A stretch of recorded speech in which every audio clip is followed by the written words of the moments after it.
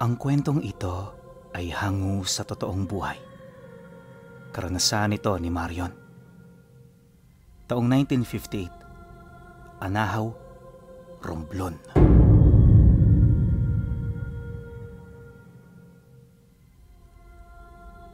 Noong mga panahong ito, nasa edad 20 anyos pa lamang si Marion. Kagaya ng ibang binata, purong mga pagsasaya at pagliliwaliw ang tangi niyang ginagawa. Marami sanang rason para tulungan niya ang kanyang mga magulang, pero lahat yon ipinagsawalang bahala niya. Anya, malakas pa naman ang mga ito, kaya hindi niya obligasyon na dito ay tumulong. Ang kailangan niyang gawin, sulitin ang kanyang pagkabata. Dagdag pa niya na kahit papaano nakakatulong naman ang mga nakatatanda niyang kapatid, kaya itinutuon na lang niya ang kanyang wisyo sa paglalaro kasama ng kanyang mga kaibigan. Aminado rin itong si Mario na nasa kainitan na siya noon ng babae, kaya araw-araw nasa galaan siya, naghahanap ng matitipuhan niya. At nga pala, kaya siya may ganoong kalaking oras ay dahil sa hindi siya nag-aaral. Yung paaralan sa lugar nila, nagsisilbi niyang tambayan sa halip na magsilbing silid para siya ay matuto sa mga bagay-bagay. Maraming beses man siyang inabisuhan ng kanyang guro na pumasok, pero di niya yun pinakinggan. Ang palaging bukang bibig niya, wala namang maitutulong sa kanyang pag-aaral. Basta marunong siyang magsulat at magkwenta, ayos na yun. Dagdag pa niya na, may mga reklamong nakakarating mula sa paaralan sa bahay nila, pero walang panahon ng kanyang mga magulang na kaharapin ang mga ito. Ayon sa kanyang ama, siya ang gumuguhit ng kanyang tadhana, kaya kung hindi niya pagbubutihan, siya rin ang dadanas ng balik nito sa hinaharap. Basta ang mahalaga, di sila nagkulang at nagpabaya. Kaya kung meron man silang sisisihin, ito ay walang iba kundi ang kanilang mga sarili. Paulit-ulit din itong inilahad sa kanya na sa sandaling malaman nito na meron na siyang kasintahan, ito mismo ang magpapalayas sa kanya. Dahil sa mga ganoong babala, ingat na ingat itong si Marion. At para mapanatiling lihim ang iilan sa kanyang mga kalokohan, dumadayo pa sila sa mga karatig baryo para makipagkilala sa mga dalaga roon. Araw-araw matyaga silang lumuluwas, nang sa gayoy maigawa ang kanilang mga binabalak.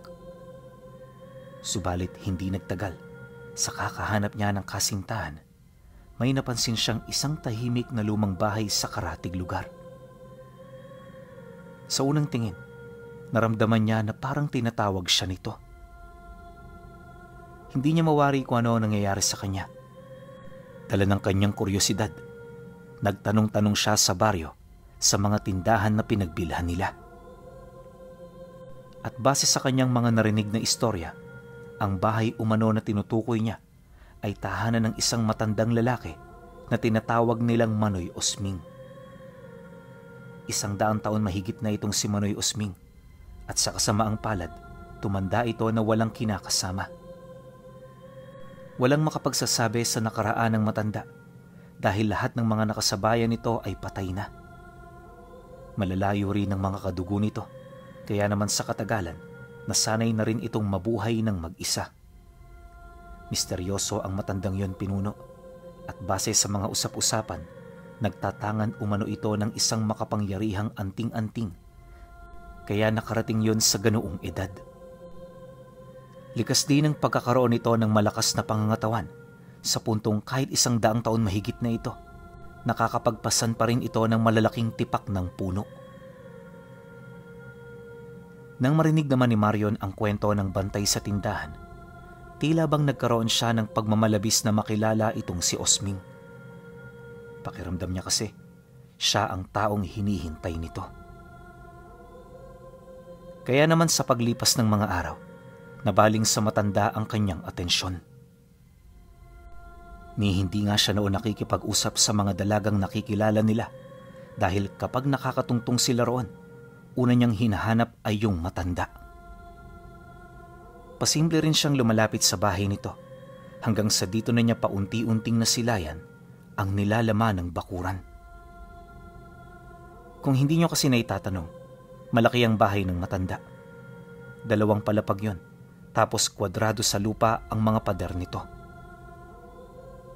Nasa gitna din ng bahay ang bakuran, kaya medyo kokonti lang ang espasyo sa loob. Pero sa kabila nun, meron itong mahabang pasilyo at maraming mga kwarto. Ayon kasi sa mga huling matatandang nakakaalam ng tungkol dito, dati yung tahanan ng halos 12 pamilya, panahon pa umano ng Kastila na itayo. Kaya naman kahit luma, napakatibay. At tanging si Manong Osming na lang din ang kahuli-hulihang apo ng mga pinuno nila. Kaya mula pagkabata nito, naging responsibilidad na nito na pangalagaan ang bahay. Nabanggit din ng matandang yon na makailang beses na nila itong inabisuhan na umalis na sa lugar para makapagbagong buhay. Pero hindi ito nakikinig, at ang paulit-ulit na rason ng matanda sa kanila, wala sila sa poder para magsalita ng ganun laban sa mga paniniwala niya. Dagdag pa nito na, kahit anong gawin nilang pag-uusig, hinding-hindi yun matitinag. Magmula noon, minabuti na rin nilang hayaan ito sa mga nais nitong mangyari sa buhay. Sa isip-isip ng mga nakakakilala kay Manoy Usming, lilipas din ang matanda, kaya kailangan na lamang nila itong pagtiyagaan. Ang kaso lang, hindi ito kaagad nangyari. At ang mga taong maagang nagsabi na mauna yung pumanaw, ilang dekada nang wala sa mundong ibabaw. Dahil dito, naging maingat na ang mga tao sa pagsasalita ukol sa matandang yon. At imbis na pag-isipan nila ito ng kung ano-ano, pinipili na lamang nilang tanggapin ang paniniwala at pag-uugali nito. Nang marinig naman yun ni Marion, mas lalo siyang nasabik na makilala ang matandang si Osming. At sa loob ng ilang linggong pagbisita nila, dito na nga niya unti-unting nasisilayan ang matanda. Taliwas sa mga kwento, napakaamo ng mukha nito. Animoy hindi nito kayang gumawa ng masama sa kapwa. Ayon sa kanya, limitado lang ang oras ng paglabas nito ng bahay. At kadalasan ng mga oras na yon, bandang tanghali at hapon lang. Iisa lang din ang dahilan ng matanda kung bakit yun lumalabas, at ito ay walang iba, kundi ang mamili ng mga pangangailangan niya. Ang hindi lang maisip noon ng mga taga-baryo, saan ito kumukuha ng pera? Gayong wala naman yung trabaho. Gayunpaman, ang salapi ay salapi, kaya hindi na mahalaga para sa kanila kung saan yun kinukuha ng mga parokyano nila. Sa bandang huli, ang tanging mahalaga ay kumita at mairaos ang kanilang negosyo. Dahil sa ganoong paniniwala, kung kaya't wala na gaanong nagsiyasat sa mga pagmamay-ari ng matanda. Hindi na rin nila yun pinakialaman dahil natatakot din sila na baka mabilang sila sa mga taong isinumpa nito para mamatay ng maaga. Dahil sa mga ganoong kuro-kuro, nagdulot ito ng takot sa kanyang isipan. Ngunit sa kabila nun, desidido siya na malaman ang katotohanan sa likod ng lihim ni Manoy Usming. Hindi nagtagal, sa pabalik-balik nila sa baryo, unti-unti na rin niyang nakuha ang atensyon ng matanda hanggang sa dumating ang araw na tinawag na siya nito. Ayon sa kanya, kasama niya noon ang 2 niyang kaibigan nang tawagin siya ng matanda. At nang marinig nila ang pagtawag, lahat sila ay hindi nakaimik. Pasimple rin silang nagtingin ng saglit hanggang nakita na nila na tinatawag nito si Marion. "Hoy Marion, parang ikaw ata ang tinatawag ni Manoy Usming oh. Lapitan mo na. Baka merong ipapasuyo sa'yo. Dito lang kami. Pangako, hihintayin ka namin." Wika ng isa sa mga kaibigan niya. Matapos naman itong makapagsalita, di na siya nagdalawang isip na lumapit. Pagharap naman nilang dalawa, tahimik lang naman siya nitong pinagmasdan habang panaka-nakang sumisipat sa mga kaibigan niya. Di naglaon, may hinahon itong nagwika sa kanya ng, "Pumasok ka sa loob, iho. Meron tayo mga bagay na kailangang pag-usapan." At yung mga kaibigan mo naman, paalisin mo na muna. Yung boses ng matandang yun pinuno, napakakisig. Kaya naman kahit hindi niya pa ito kilala, pinagkatiwalaan niya na yun sa mga salita. Akala mo nga macho di angkop sa edad niya. Nang marinig naman ng kanyang mga kaibigan ng abiso niya, dali-dali itong umalis. At sa hindi malamang dahilan, tila bang hindi na ito nagtanong sa kanya. Nung nagkakausap kasi sila, seryosong nakatitig ang matanda. Maaaring nailang ang mga ito, kaya hindi na nakapagsalita. Pagpasok nila sa loob ng bahay, unang bumungad sa kanya ang malawak na bakuran na walang bubong. Kwadrado ang bahay na yon, tapos may malawak itong espasyo sa gitna na animoy tambayan ng mga magkakadugo. Sa pinakagitna ring bahagi ng bakuran, may nakita siyang patay na puno. Matagal na umano yung nakatayo roon ayon kay Manoy Usming, at sa kanyang pagkakatanda, ang pinakaunang pamilya ng kanilang henerasyon ang nagtanim nito. Inamin din ito na sa lahat ng kagamitang naroon sa bahay niya, yon ang pinakamahalaga sa lahat. Sa pagpapatuloy naman ng kanilang paglilibot, dito niya nakita ang mga kupas na larawang nakasabit sa dingding. Hindi rin mabilang ang mga antigong gamit at kahit ubod na yon ng tanda, kamanghang-mangha pa rin ang tibay ng pagkakagawa. Wala ka rin makikitang dumi sa bahay sa kabila ng lawak ng espasyong sakop nito. At base sa kwento ni Manoy Usming, mag-isa lang niyang nililinisan ang kabuuan. Linggo-linggo niya itong ginagawa para masigurong hindi mabilis na mabulok ang bahay.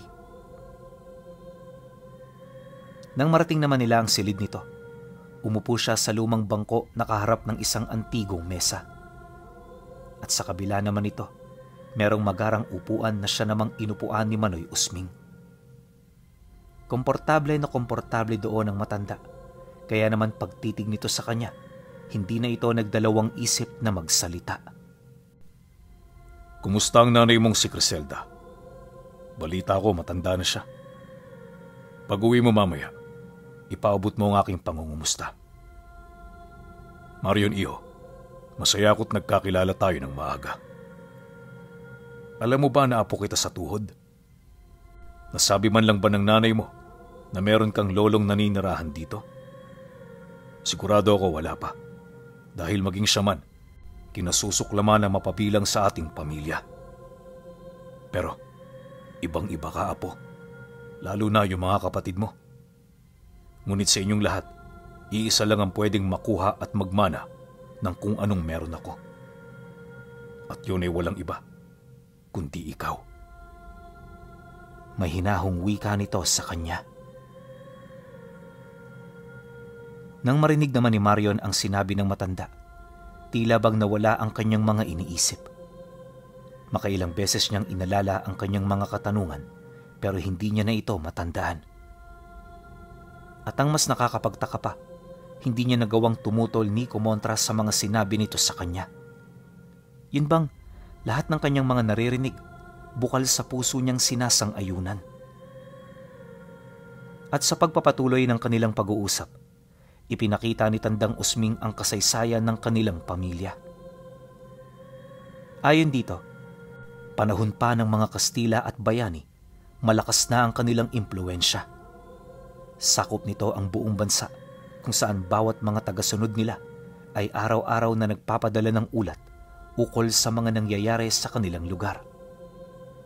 Kilala rin bilang isang namumuno ng samahan ng mga antingero ang kanilang ninuno, kaya naman sa paglipas ng mga dekada, nakakuha ito ng mga bagay na nagtataglay ng hindi masukat na kakayahan at abilidad. Ang mga kagamitang yon ay inipon ng pamilya at ibinigay sa bawat anak nilang naging mandirigma. At ang mga ito ang naging daan upang mapanatili ng pamilya ang kanilang dignidad at karangalan kahit kalaban na sila ng mga dayuhang mananakop. Maraming digmaan ang dumaan, subalit lahat yon ay nagawa nilang mapagtagumpayan. Dagdag pa nito na, nung kinilala na sila ng mga dayuhan, dito pa lamang namuhay ng payapa ang kanilang pamilya. Yun na rin ang naging daan para maitayo nila ang kanilang tahanan na minsan tinirahan ng mahigit sa 100 kadugo at kapamilya. Ang bakuran namang bumungad sa kanya ang siyang nagsisilbing lugar sanayan ng mga ito. Noong unang panahon, araw-araw ay hindi mahulugan ng karayom ang mga tao roon. Subalit habang tumatagal, napansin ni Manoy Usming na bumababa na ang bilang ng kanilang pamilya. Marami ang naging rason kung bakit ganoon ang nangyari sa kanila. Una, noong nawala ang haligi ng tahanan nila, dito na nagsimulang gumawa ng mga katarantaduhan ang mga kadugo niya. Marami sa mga ito ang nalulung sa sugal at bisyo dahilan ng kusang paglisan ng kanilang mga karga sa katawan. At dahil sa hindi nila yun nalaman, nang makapasok sila sa gulo, dito na rin nagtapos ang kanilang mga buhay. Marami sa kanyang mga kapatid ang namatay dala ng pagkaganid at pagkalulong sa bisyo. At sa bingit ng pagguho ng pundasyon ng kanilang pamilya, dito na pa isa-isang nagsilayas ang mga natitira hanggang sa siya na lamang ang natira. Masakit ang ganoong pangyayari kay Manoy Usming. Ngunit sa paglipas ng panahon, natutunan niyang pakibagayan ang kanyang damdamin. Dahil dito, imbis na mag-alala para sa mga nawala, pinili niyang pagtuunan ng pansin ng buhay na meron siya. Bagay na naging daan upang malagay siya sa tahimik at mapayapang pamumuhay. Mariin din itong inilahad na hanggat buhay ang kanyang binabantayan, kailan may hindi magiging mahalaga para sa kanya ang pagbalik ng mga kadugo niya. Matapos naman yung marinig ni Marion, di niya maiwasang makaramdam ng kilabot sa mga bagay na kanyang nalaman. Wala mang batayan ang sinasabi ng matanda. Alam niya na nagsasabi ito ng totoo. Makalipas pa ang ilang minuto, nang mailahad na nito ang lahat ng kinakailangan niyang malaman, muli itong tumitig, kasabay ng pagtatanong nito sa kanya, ukol sa tadhanang hangad niyang tahakin.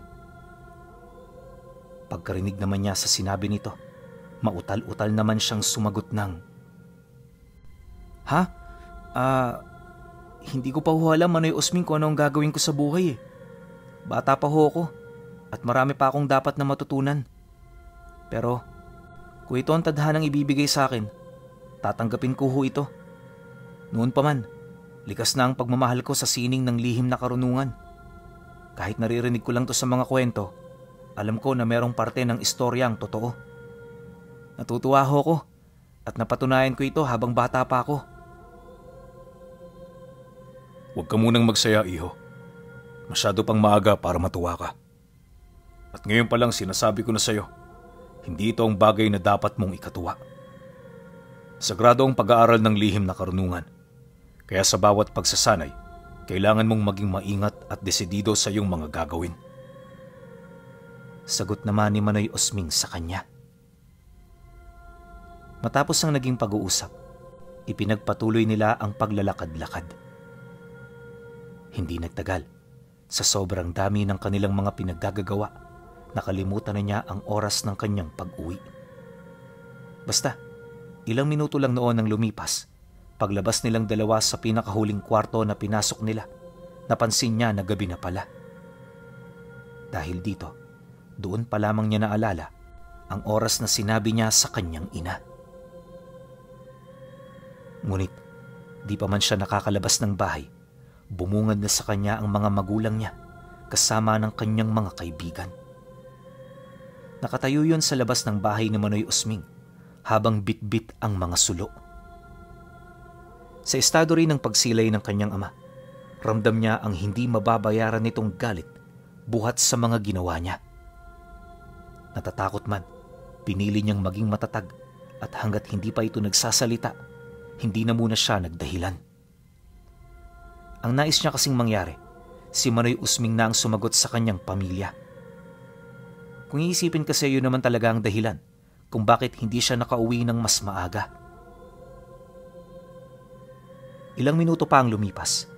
Paglapit ng matanda sa kanya, Napalitan ng pagkagulat ang matinding galit na namumutawi sa kanyang ina. Kaya kahit hindi ito magsalita, alam na niya kung ano ang tumatakbo sa isipan nito. Nang makalabas na silang dalawa, bakas sa mukha ng nanay niya ang matinding pagkagulat. At imbis na siya ang kausapin nito, natuon ang wisyo nito sa matanda. Hindi niya mawari pero nung magpang-abot ang paningin ng dalawa, paulit-ulit na ritong humihingi ng tawad ang nanay niya. Mangyak-ngiyak na rin yung lumalapit, hindi pinapansin ang lahat ng sinasabi ng kanyang ama. Maya-maya pa, pagharap naman nilang tatlo, niyakap nito si Manoy Usming habang inilalahad ang dahilan ng kanyang paglisan. Kaya naman nang marinig ito ng matanda, tinanggap niya ito ng walang pag-aalangan. Ayon sa lolo niya, ito ang gustong mangyari ng tadhana kaya wala silang magagawa. At kahit matagal na silang pinaglayo ng panahon, ni minsan hindi ito nawala sa kanyang alaala. Bawat araw na lumilipas, patuloy pa rin itong umaasa na babalik ang mga kadugo niyang nawala sa piling niya. Sa pagpapatuloy naman ng pag-uusap ng dalawa, unti-unti na ring nawawala ang kanyang pag-aalala. Hindi nagtagal, laking gulat na lamang niya nang biglang umalis ang nanay niya. At imbis na isama pa siya nito pa uwi, inabisuhan siya nito na manatili sa bahay ng lolo niya. Sa paglipas ng mga araw, paunti-unti na niyang naunawaan ang buhay ng matanda. Ayon sa kanya, na lahat ng ginagawa nito ay likas na kamangha-mangha. Napagtanto rin niya na wala yung pangunahing trabaho sa bahay nito, gawa ng may mga inuutusan niyong nilalang para gumawa ng dapat sana'y trabaho niya. Buwan pa ang lumipas. Sa araw-araw na pagsasanay niya, dito niya napag-alaman na ang patay na punong nakatirik sa hardin ang pangunahing agimat na pinagkukunan ng lakas ni Tandang Usming. Bagaman hindi niya ito kaagad na unawaan, nagkaroon siya ng ideya kung papaano ito gumagana. Ayon sa kanya, na kaya niya nasabi na dito nagmumula ang lahat ng abilidad nito sa kadahilan ng kapag sumasapit ang 6:00 ng hapon, kahit marami silang ginagawa, pilit yung bumababa ng bahay para mag-alay doon ng dasal. 1 oras ding nagdarasal ng lati ng matanda bago ito bumalik sa kanilang ginagawa. Ang pagdarasal ding yon ang nagsisilbing hudyat na tapos na ang kanilang pagtatrabaho at pagsasanay sa araw na yon. Bagay na naging daan upang maitanong niya ito. Ngunit nang makompronta niya ang matanda, hindi siya nito diretsahang sinagot. Sa halip na patutsyada lamang ito ukol sa kakayahan ng puno. Malapit na ang katapusan ng 3 buwan, iho. Ito na ang pagtatapos ng pagsasanay mo, kaya bago ka maging ganap na antingero, kailangan mong maranasan ang mainit kong pagtanggap. 2 araw mula ngayon, wala kang ibang gagawin kundi ang maghanda. Pagsapit ng huling gabi, dapat nakaipong ka na ng lakas para sa mga panauhing darating. Hindi sila mga ordinaryong tao, kaya maghanda ka, sapagkat sa oras na binaba mong yung depensa, papatayin ka nila. Paalala ni Manoy Usming. Nang marinig niya ang sinabi nito, napalunok lang naman siya ng laway. Aminado siya na marami na siyang nalalaman, pero kung kargat karanasan ng pag-uusapan, wala pa siya nun. Ang ikinakatakot din niya na kung magkataong aswang ang ipapaharap nito sa kanya, paniguradong malalagay siya sa alanganin. Ang buong akala niya kasi, mga engkantong nagbabalat kayo bilang tao lamang ang makakalaban niya. Pero bago umalis ang matanda, binalot siya ng matinding takot matapos niyang marinig ang 2 pangungusap nito. Grupo ng mga gabunang aswang ang darating. Lahat sila magiging katunggali mo at papaslangin mo sila ng sabay-sabay. Huwag kang matakot, apo, dahil sa oras na mapagtagumpayan mo ito, kapantay mo na ang mga dalubhasang antingerong nag-aral ng ilang dekada. Dahil sa sinabi nito, tumigil bigla ang kanyang mundo. Naisip niya ang mga ganoong uri ng kalaban sa kanyang estado ay literal na napakalayo pa. Isipin mo, bakod at poder pa lamang ang napaghusayan niya, kaya kung iisipin wala siya ritong laban.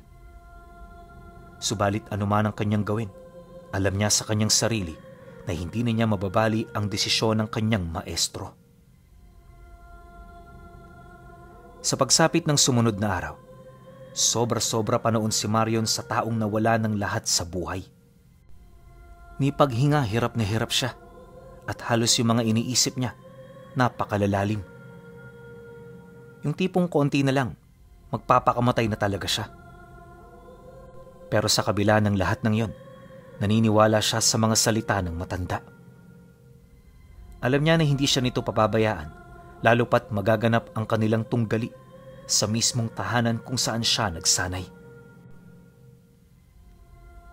At nang pumatak na ang araw na kanyang hinihintay, bandang 5:00 pa lamang ng hapon, dumating na ang kanilang mga bisita. Hindi ito kagaya ng ibang nilalang na naglakad lang patungo roon dahil sa gumamit ito ng isang lumang galyon na nalulunod sa mahikang itim. Ayon kay Manoy Usming, hindi basta-bastang mga gabunan ang kanyang makakalaban sapagkat kagaya niya, dalubhasa rin ang mga ito pagdating sa lihim na karunungan ng kaliwa. Matapos naman niya itong marinig, dito niya na nakita ang isang lumang hagdan na bumaba sa napakaitim na alapaap. At sa paglubog ng araw, dito niya natuluyang nasilayan ang mga nilalang na personal nitong tinawag. Unang sipat pa lang, alam niya na hindi ito pangkaraniwan dahil sa kakaiba nitong wangis. At kung ang ibang mga aswang ay nagtatago sa pisikal na anyo ng isang tao, ang mga ito gumagamit ng mga totoo nilang anyo at pagkakakilanlan. Bagay na nagdulot sa kanya ng matinding takot at pagkasindak. Pagbaba naman ng mga ito sa bakuran, agad itong pumalibot sa kanya, kaya naman napilitan na rin siyang umatras patungo sa patay na punong iniingatan ng matanda. Nang masipat naman ni Manoy Usming ang kanyang ginawa, dito na ito seryosong nagwika sa kanya ng, "Manalig ka! Tingnan mo ang puno ng buong katapatan at humiling ka. Ano man ang iyong hingin, ibibigay nito sa iyo, basta busilak ang puso mo." Pagkarinig niya sa sinabi nito, dali-dali naman siya roong lumapit. Ito ang unang pagkakataon na hinawakan niya ang puno, kaya halos magulat siya nang maramdaman niyang tumitibok ang bawat balat nito. Maya-maya pa, habang papasugod sa kanya ang mga nilalang, dito siya humiling ng isang nilalang na karamay sa panganib na kanyang kinakaharap. At sa isang iglap, lumabas sa punong yun ang isang lobong may napakaputing balahibo. Kasing taas din ito ng matandang kalabaw, kaya nang masipat ito ng mga gabunan, hindi nito mapigilang umatras. At sa hindi malamang dahilan, milagrosong nakikita rin niya ang kung anong nasisilayan ng nilalang. Magkaisa rin sila ng pag-iisip, kaya pag-utos niya rito, agad itong nagsagawa ng mga pag-atake. Napakalakas ng nilalang pinuno, sa kadahilan ng isa itong may buhay na mutya.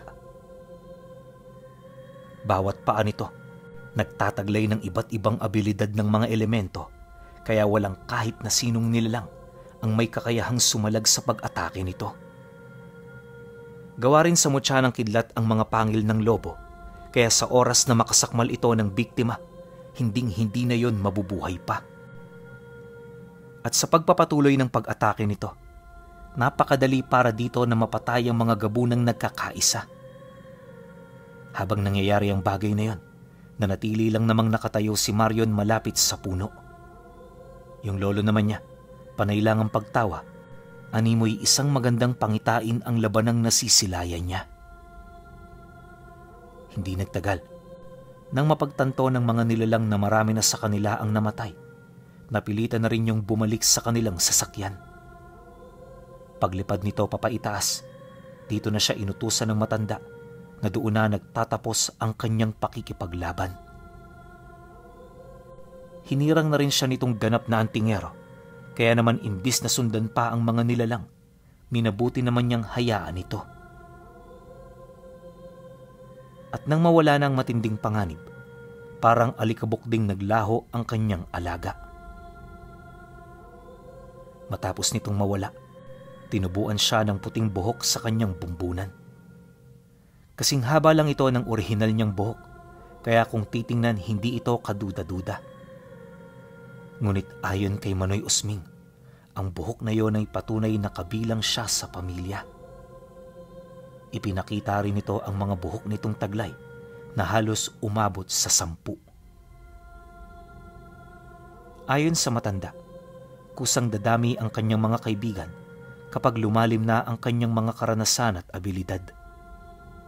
Dagdag pa nito na nakabase ang kanilang kapangyarihan sa edad, kaya mas mainam na wag siyang magmadali. Darating ang lahat ng yun sa kanya sa tamang panahon. Magmula naman nang marinig niya ang tungkol dito, doon na nagsimula ang kanyang tadhana. Sa loob ng ilang dekada, maraming naisalbang buhay at natulungan itong si Marion. Nagsilbi rin siyang manggagamot sa mga kapuspalad na walang kakayahan na matulungan ang miyembro ng pamilya nilang naghihirap. Habang itinuturing siyang biyaya ng may kapal sa mga taong natutulungan niya, para namang sugo ng kamatayan ang paningin sa kanya ng mga nilalang na nasa panig ng kaliwa.